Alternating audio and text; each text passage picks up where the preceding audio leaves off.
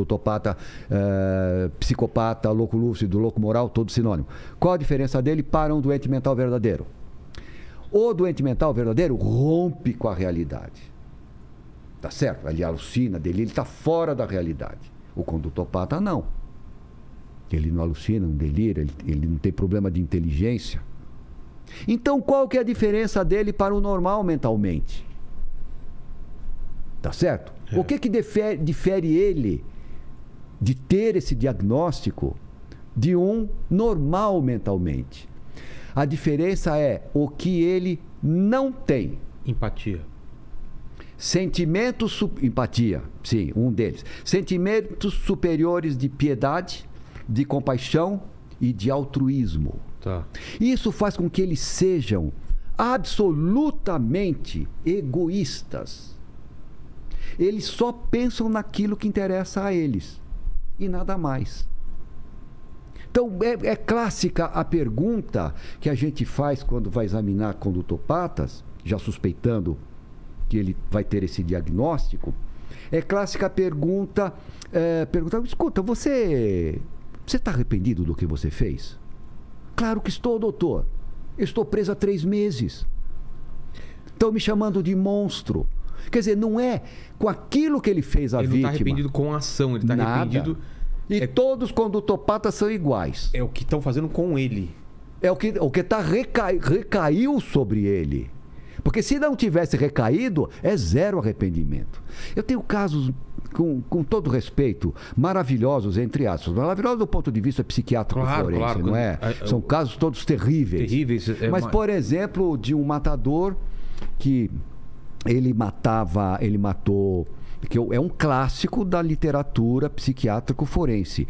Ele era prostituto e ele fazia ponto, foi pego com uma pessoa, que foi para casa dessa pessoa, tomaram uns drinks e ele matou. Matou sempre, ele tem 13 homicídios, é um assassino serial. Sempre nesse Sempre processo. no mesmo padrão, na mesma coisa. Aí eu pedi para ele, falei, escuta, você pode...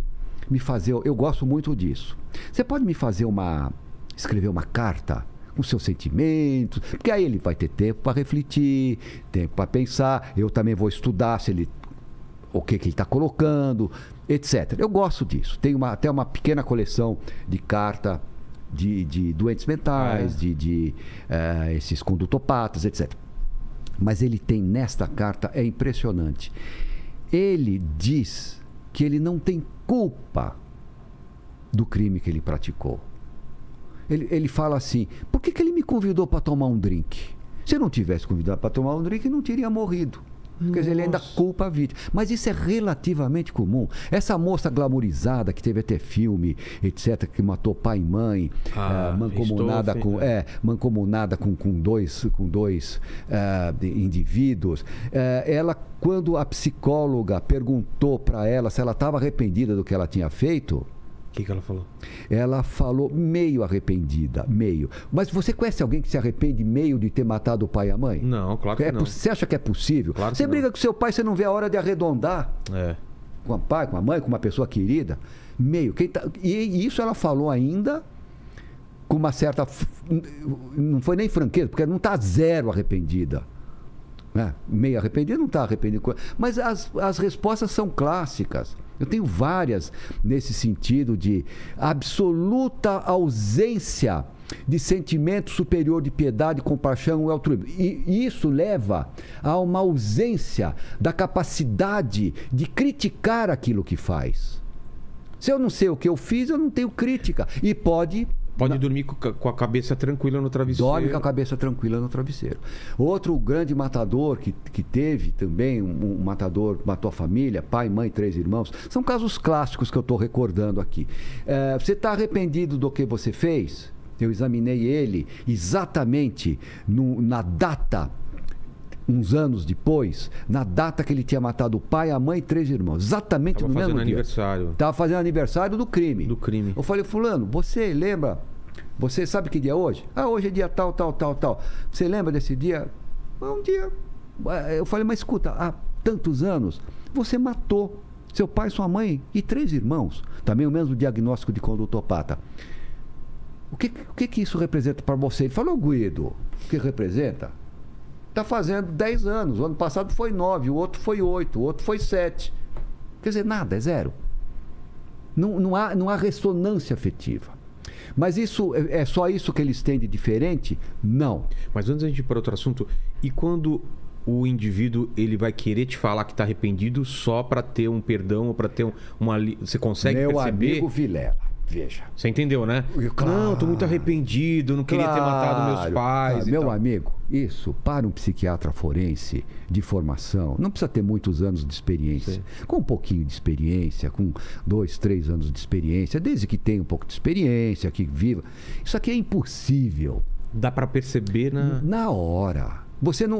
Além de você não aceitar, ainda você pega. Entendi. Pega e falou, para com isso, porque eu vou contar que você está me enganando, aí você vai se dar mal. Doutor, que é isso? Aí você usa, você tem... Entendi. Olha, o psiquiatra forense tem que falar várias línguas. Quando eu falo várias línguas, é falar em português, mas a gíria. Claro. As várias gírias, que são várias. Você tem uma gíria de cadeia que é diferente de uma gíria por exemplo, de uma periferia, etc. Você tem que saber falar tudo. Eu, na minha época de manicômio, eu sabia falar, na época. Hoje não, hoje eu sou monoglota. Perdeu a...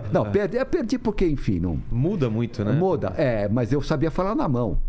É mesmo? Falar na mão é interessante. Porque as celas individuais, quando eles ficam em celas individuais, elas têm só uma aberturinha. Então, eles põem espelhinho para ver e fala tudo na mão. Tem os sinais. Sinais que, na verdade, é uma corruptela do sinal do surdo-mudo. É mesmo?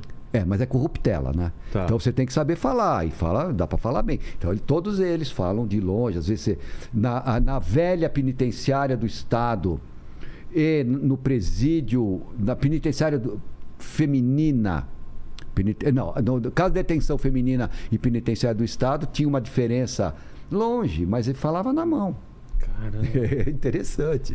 São os fascínios da psiquiatria forense. Claro, ou você pergunta para mim, Guido, o que você gosta? Eu gosto da psicopatologia. Eu não gosto, por exemplo, do crime que foi assim, assado.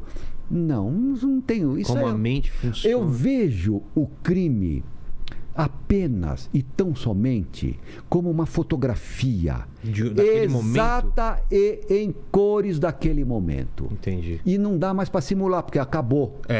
Foi revelado já. Foi revelado. Então, se você souber ver aquela fotografia exata e em cores do comportamento, e quem manda no comportamento é o psiquismo, você vai ter dados psicológicos. Não é que você vai ter um diagnóstico, mas você tem crimes, multiplicidade de golpes, ausência de premeditação, não esconder o corpo, ferocidade na execução, foi preso ali perto, agiu sozinho. É um tipo.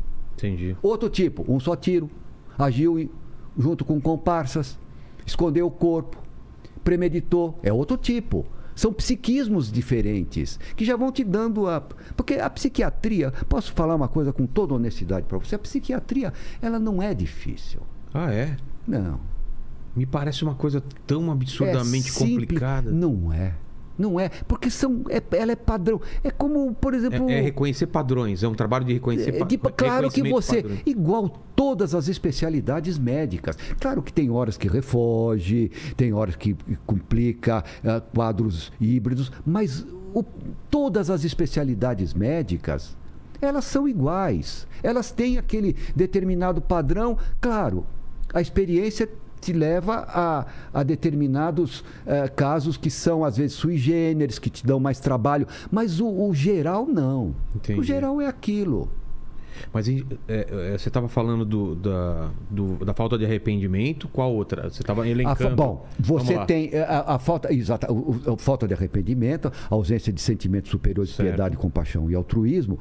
E você tem também um desejo deformado. Desejo. O que seria isso, desejo deformado? Por exemplo, eu quero matar aquele indivíduo para ver cair porque eu acho graça.